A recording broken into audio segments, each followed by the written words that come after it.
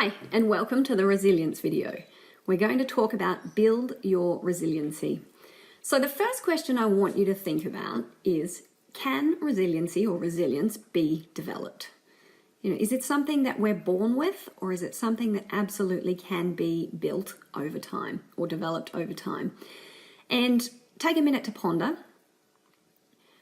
But the reality is, absolutely, you can build your resiliency over time. And without a doubt, the greatest way to do that is actually through experiential learning and exposure to certain situations. And I'm sure if you think about growth periods in your life in the past, perhaps a healthy level of stress or growth or something that's a little bit challenging, do you actually build your resiliency? It's almost like the example in one of our other videos with the butterfly who must struggle out of the cocoon to become resilient to then, grow off and grow its wings and flourish. So resiliency can absolutely be built, so don't worry if it's an area that you feel that you perhaps need a little bit of growth in. Work with your coach on it. We can certainly assist and help you with tools and strategies and tips and techniques. But in the meantime, take a look at the rest of the video where you are going to get some of those things. So a crisis will always show the most effective and the least effective leaders, okay? We're fighting fires. We often, we're struggling. We perhaps haven't got our own oxygen masks on. And so it's really hard to hide a skill deficiency in a crisis. We're often stretched, we're depleted, we're running on autopilot, and we're jumping from fire to fire. We're trying to juggle everything. And subsequently, what we do is we default to sort of former habits where we can reserve some brain power just by doing things the way that we've done in the past. And so we're not always conscious of the actions we're making because we are literally just fighting fires from here, there, and everywhere, stretched extremely thin. Now, what that means is it actually showcases our strengths and our weaknesses, so it becomes quite clear for all to see. I think one of the greatest examples of resiliency that we're all seeing in the world at the minute is the medical workers through the COVID-19 pandemic. They are showing such resiliency. Every day they step into the cold face, with exposure to this deadly virus that they themselves won't know whether they get, and they'll pass on to their family members when they go home. They're turning up every single day, long hours, draining, arduous. Sometimes they're under-resourced or under the actual materials that they need or the PPE that they need. And so they're really running on minimal resources, and they're doing an amazing job. But, it can certainly take its toll on you when you are stretched from day to day. Now, some effective strategies to improve your effectiveness and also to build your resiliency. These are some of the things that you can do to help. Get plenty of rest and sleep. Often when things are tough or we're really busy, we think going harder is the answer. It actually can be more detrimental to go harder. So now's really the time to get plenty of rest and plenty of sleep and look after yourself. Practicing some mindful or relaxation techniques. Now, these are all appropriate to you. So there's no one size fits all answer here. Some people love to go for a run. Some people like meditation. Others like to listen to music. Some like to journal. Find that thing for you that allows you to have some downtime, but it's purposeful downtime. It's not just mind-numbing TV watching, but something where you can actually recharge your batteries and start to refresh a little. Apply a growth mindset to everything and understand nothing is permanent. Just because something is bad now doesn't mean it's always going to be bad. If we apply a growth mindset, it means that we can actually make it better tomorrow. So work out the things that you perhaps need to improve on and then put a plan in place to improve on them. Don't feel like everything is terrible and this is just the way it is and it's always going to be like this. That's what we call a fixed mindset. Accept your reality and respond accordingly. All right, we really want to learn how to respond to life and not react to situations that come our way, because we always will receive things that we're not prepared for. And when we react, it's literally where, the situation happens, the instinctive thought pattern rolls off the tongue and we can't take it back. Before we know it, we've acted in a way that is a habitual behavior. So instead, what we want to do is learn to just take a breath, think about how we are going to respond to any given situation, and then act accordingly. And accepting your reality is understanding what's happened has happened. You can't change the fact that it's happened. What you can either do is accept that it has happened and move on, or acknowledge that it has happened and put a plan in place to make it better tomorrow. Reprogram the way you look at negative situations, setbacks, or failures. Start to interject in the way that you think about things and start to look for the positives in any situation rather than just looking at the negative and perhaps allowing that to send you into a bit of a spiral. And then look for the benefit and the lesson in every adverse situation. Everything that comes our way teaches us something, so look for the positive from it. Think about the skill or the knowledge that you acquired from that particular thing that you perhaps didn't have yesterday that you will be able to use in your world tomorrow, and just change the way you look at things. So you'll see here we've got Albert Einstein, and he was famous for a quote that said, "It's not that I'm so smart, it's just that I stay with problems longer." Now, that's a man of great resiliency, okay? Just because it's too hard doesn't mean he gives up, gets excited by the next bright, shiny object syndrome and jumps ship. He just stays with it. And another example, Thomas Edison invented the light bulb. He was quoted as saying, "I've not failed, I've just discovered 10,000 ways that won't work," before he actually invented the light bulb. So you can see that's an enormous amount of resiliency there to keep going in what he truly believed he was capable of doing. Professor Sir Cary Cooper is an expert in resiliency. And so from his studies, he theorizes that it's not that we are or are not resilient, or that some people are more resilient than others. It's actually more of a circumstantial and a situational thing, very similar to the situational leadership video that we've done previously that you can have a look at.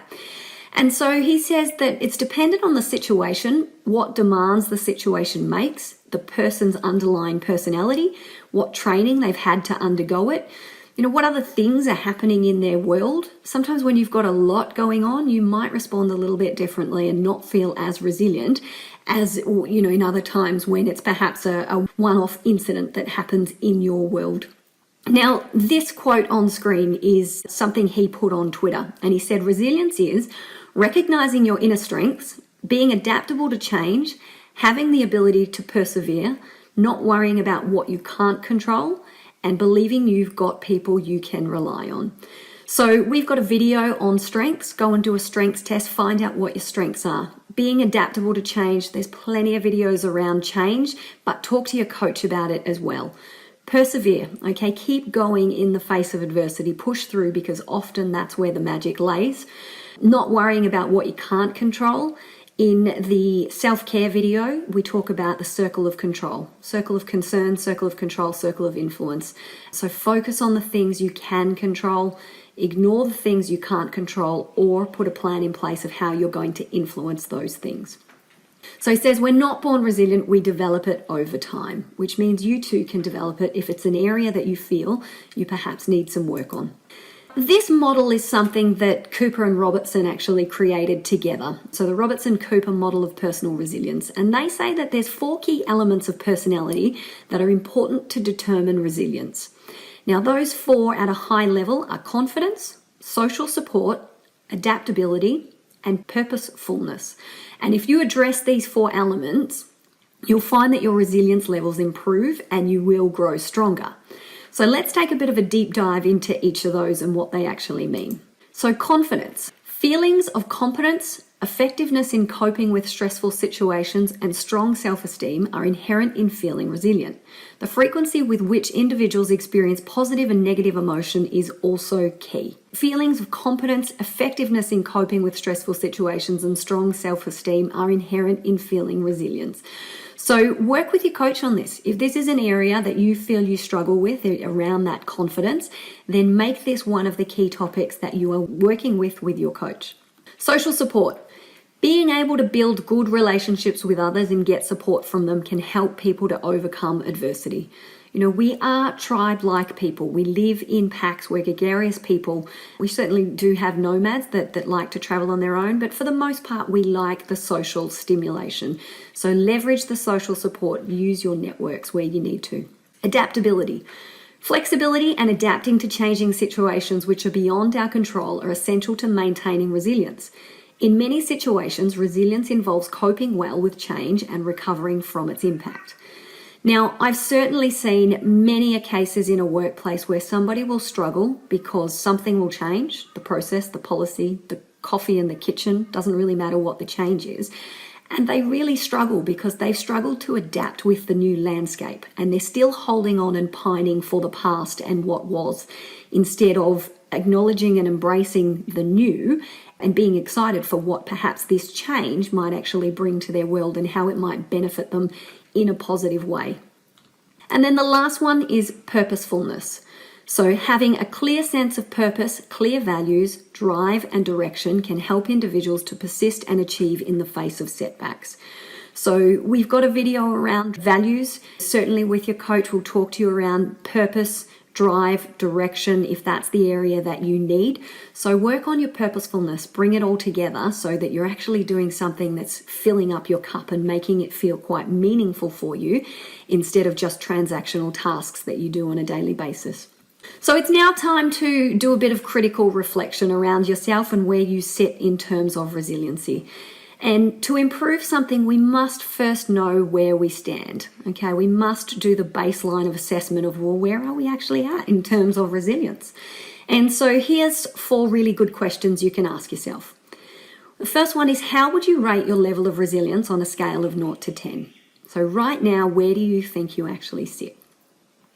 Then I want you to write a sentence on how you see yourself in relation to the 4 key elements of personality that are important to determine resilience. So from the Robertson-Cooper model, confidence, social support, adaptability, and purposefulness. So just write a sentence on where you see yourself right now. Then I want you to think about what tools or resources you have at your disposal that you could use to build your resilience. And certainly relying on your coach or leveraging from your coach is a great one. And then I want you to think about a plan of how will you build your resilience. And it might not be that you've rated yourself quite high on resilience, but there is one particular area of your life or one particular situation in your world where you don't feel that you're so resilient. And so maybe your plan becomes around how you're going to build your resiliency on that particular situation. But definitely talk to your coach about your strategies, any areas that you feel you need to develop.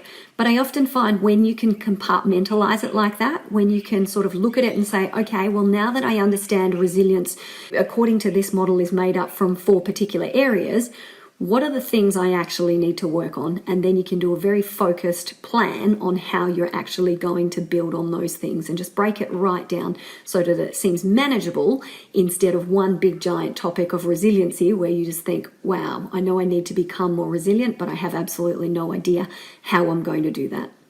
So I hope you enjoyed the video and found it quite insightful. Enjoy the next session with your coach if you delve a little further into resiliency.